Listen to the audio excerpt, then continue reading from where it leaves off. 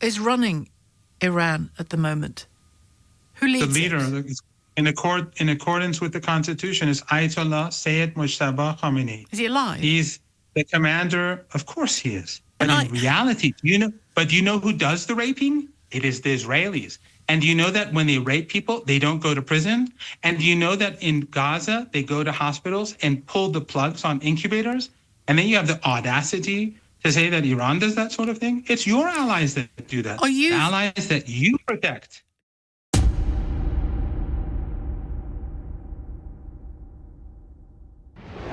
The discussion of the Iran versus Israel-US war sparked a heated debate between British host Sheila Fogarty and Iranian professor Mohammad Marandi. The British woman appeared to be turning a blind eye to the facts and continued to propagandize against the Iranian government until Professor Marandi finally rendered her speechless. So, how heated was the debate on this show? Let's find out more. Donald Trump says Iran is desperate for a deal, is it? No. Iran has rejected this 15-point plan because it violates Iranian sovereignty. And that's what the revolution in 1979 was all about. It was about sovereignty and independence and dignity and honor. And it was anti-imperialist. And that's why the United States and its allies and proxies hate Iran so much. Iran opposes genocide in Gaza, and that's a sin. You must support genocide in Gaza. But no, Iran is not going to accept anything that will have the slightest impact on Iran's sovereignty. In what way specifically? And so if I can ask you, does it reduce sovereignty, or would it? I know it's not a reality, but would it reduce sovereignty? Iran's nuclear program is in accordance with international law. It has been supervised by the International Atomic Energy Agency for decades. They have reported repeatedly that there's no evidence that Iran has ever been seeking a nuclear weapon. Even the United States, its intelligence agencies have admitted that at least since 2003, Iran has not been pursuing a nuclear weapon. And as you saw just a few days ago, Joe Kent, in his resignation letter to Trump, a Trump appointee, said that Iran was no threat, Iran was not developing a nuclear weapon, and this war was because of the Israeli regime and the Zionist lobby in the United States. So just so people are clear, when they, because there's all kinds of phrases flying around in this story, aren't there? When you talk about Iran's nuclear program, you're talking about a legitimate, monitored civilian nuclear program. Of course, that's what it's always been. Contrary to Western propaganda and Western regime propaganda, it's always been a civilian nuclear program. The International Atomic Energy Agency, until the sites were bombed, they had people in there. They had cameras in there. They had monitors there. But this, of course, drops away in the narrative on Iran because Iran's problem is that it opposes ethno-supremacism, which is a sin. It opposes the extermination of the Palestinian people, another sin. And it opposes the strangulation of Cuba and so on. And that's, of course, makes it a target for empire. Can I ask you then, given what you've said about Iran's intentions on nuclear, civilian nuclear program only, always has been, can I ask you, will it always be civilian only? Because that's what Donald Trump seems to be saying. That is what Iran's... that's what Iran has always said. Oh, that's interesting. So when Donald Trump says they will give up any military nuclear weapon ambitions, is he right? You seem to be saying that's true. No, that's not true. Iran never had ambitions. And never will, is my question. That's what Iran has said always. Never will. Of course, that's what Iran has always said. But the United States, the Western media, they will always try to make... I mean, look, the same people who created ISIS and Al-Qaeda, meaning Western intelligence agencies with their local proxies like Qatar and Saudi Arabia and Erdogan and Abdullah and Jordan, these same people who created these monsters, the U.S. Defense Intelligence Agency has a document where it said our allies were creating it, we're creating this monster, and that the Obama regime supported it. And this is what General Flynn, who was the head of the U.S. Defense Intelligence Agency at the time, said, that we were supporting this policy. And Jake Sullivan, who was Biden's national security advisor, said that when he was working for Hillary Clinton, when she was the Secretary of State, he said in an email on February the 12th, 2012, that in Syria, Al-Qaeda is on our side. This is the same Al-Qaeda who we're told carried out 9/11. And I have to say, as in my job, and you'll understand it, I hope, Iran has created a few monsters of its own, hasn't it? Thinking no, we haven't created. Hezbollah. No. That's exactly what I wanted to say. You reject that. These regimes that created these monsters say Iran supports terrorism. Hezbollah is a national resistance organization. It was created in 1982 as a result of the Israeli occupation of Beirut. In 1982, they invaded the country. There was no Hezbollah then. And then in order to resist the occupation, Hezbollah was born. And it kicked out the regime in the year 2000. Yeah, but there would be many who would kick against that and push against that statement from you there. Well, anyone who the thing is, I supports... don't particularly want to pursue that area of the conversation because I'm more keen to talk about what potential deal there might be and get you to reflect on the current statements that are being made. Someone in the Iranian regime, it's not always clear who, it says that Donald Trump is talking to himself. America is talking to itself. What does that mean? I don't think anyone said America is talking to itself. They said Trump, because Trump is just making things up. He says, I'm negotiating with someone in Iran. Every moment he says something new. Do you accept that Pakistan is offering help with some kind of conversation? Or do you say that's not happening? No, what happened was that the Americans sent a message through Pakistan to Iran. That's it. I mean, we always have messages. It's been going on for 47 years. That's nothing new. But the message was not anything that was of any value to the Iranians. Iran, in this war, will make sure that it is not attacked again. Because we just had a war, a 12-day war, 9 months ago. How will it do that? It will defeat the enemy. It will make the United States pay a price to ensure that it never thinks about attacking Iran again. Ever. What's in your mind when you say the United States will pay a price? Is it Strait of Hormuz? Is it an economic price? Or it's everything. Attacks? They will. Trump attacks will on have American to soil? be. No, Trump will have to be defeated. Remember, this is clear. Just like easy to say. I'm asking you to give me a sense of what you mean. The United States, and the Israeli regime, with the help of these local despots in the Persian Gulf, who allowed them to use their territory to attack Iran, they have to be made to recognize that attacking Iran is no longer an option.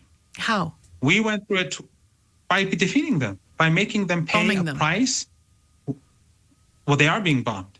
They're being bombed day and night. I know they are. The Iranians are bombing their positions day and night.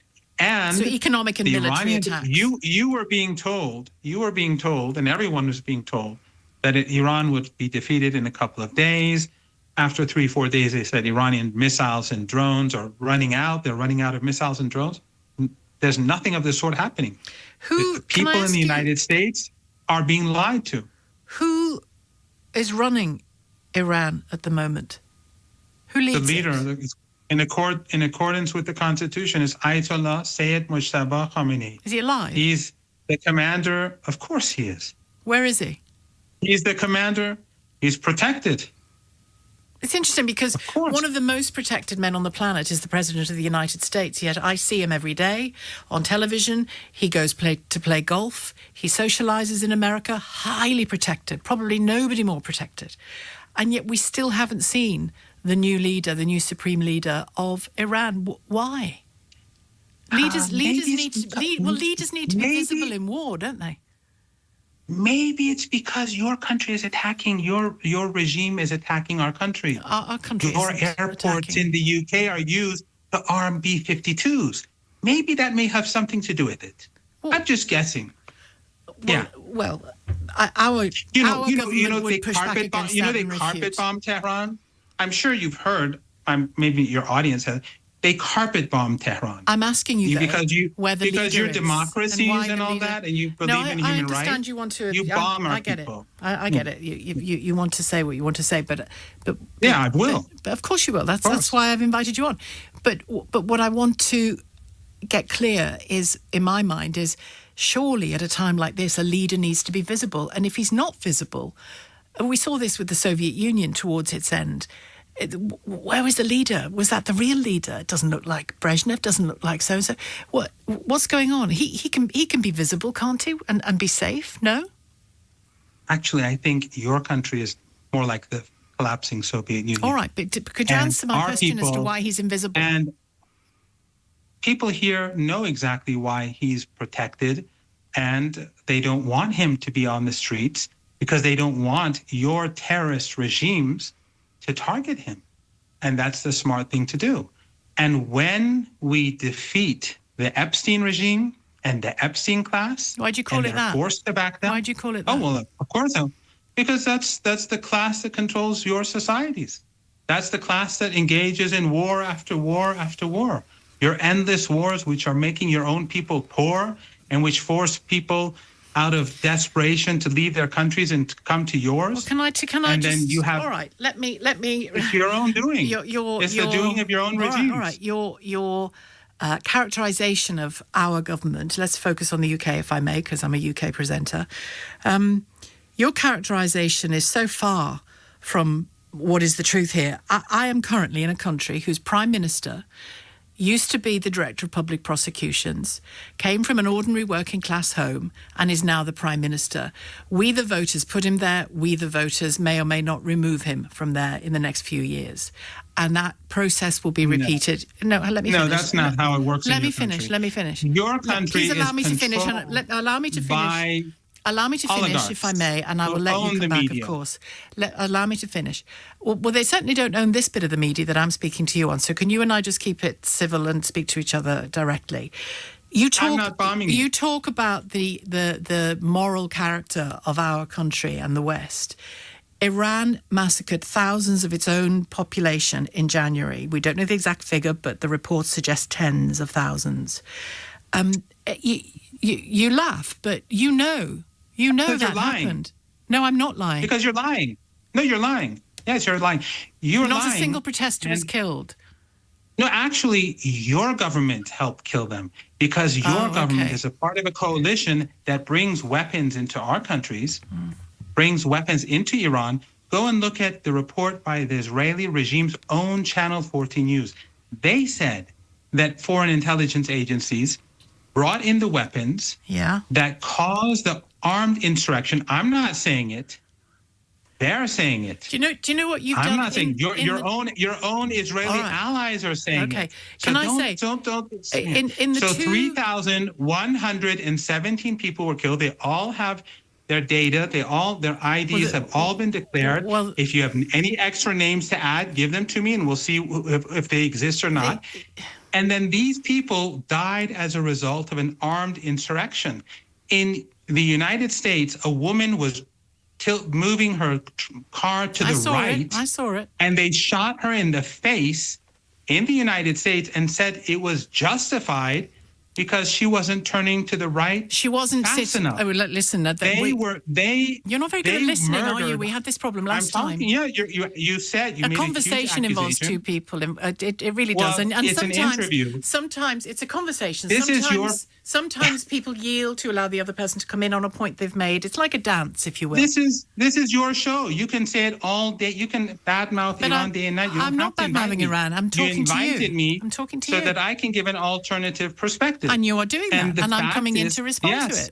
That's fine. You keep interrupting. I don't keep interrupting you. I fear when you hear my voice, hundreds of police officers and officers of the law were murdered. And then you say these are peaceful protesters, and then you just make up numbers, tens of thousands. Hundreds of police officers were... Oh, you're talking about in Iran? Yes. I thought you were talking about America. Yeah. If 10 police officers were murdered all of the by rioters you say in all your of the country, protesters. would you call them peaceful protesters? You say all of the protesters who were killed in January and February in Iran were armed, and nobody was taken and arrested and raped, and nobody was killed in their hospital bed. No one was raped. Total invention. That's nonsense. Total invention. Yeah, that's totally, without a doubt. Yeah. Who's inventing it? Because the journalists here are responding to reports from Iranians themselves before you had no internet. Come on. No. If there was no internet, then how did you know that they were raping prisoners? That is the sort of narrative that you produce to justify war.